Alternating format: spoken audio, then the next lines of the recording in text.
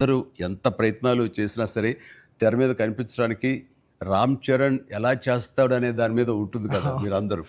బాగా నటించాడండి నిన్న వాళ్ళ అమ్మ అంటుంది. బాగా నటించాడు అన్నది కరెక్ట్ సర్టిఫికేట్ కాదు రేఖ, కరెక్ట్ మాట కాదు. జీవించాడు అని అనాలి. నాకు ఆ పాత్రలో ఒదిగిపోయాడు అని నాకు అనిపిస్తుంది.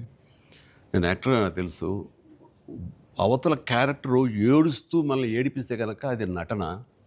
వాడు ఏడవకుండా కళ్ళల్లో ఆ భావం పలుకుతూ చూసే ప్రేక్షకులు ఏడిపించాడంటే వాడు జీవించినట్లు.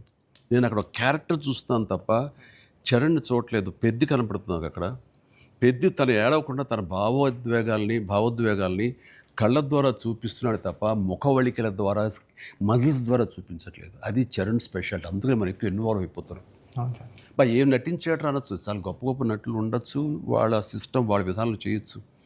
కానీ భావోద్వేగాల్ని లోపల ఫీల్ అవుతావు. ఫీలింగ్‌ని మునిపంట నొక్కి పట్టి ఎక్స్‌ప్రెస్ చేస్తూ ఆ కళ్ళ ద్వారా పలికించడం. అది చూసి మనకి అరే! నువ్వు ఏడిస్తే బావుంటుందిరా అనొచ్చు. కానీ మనకి గుండె పిండేస్తుంది.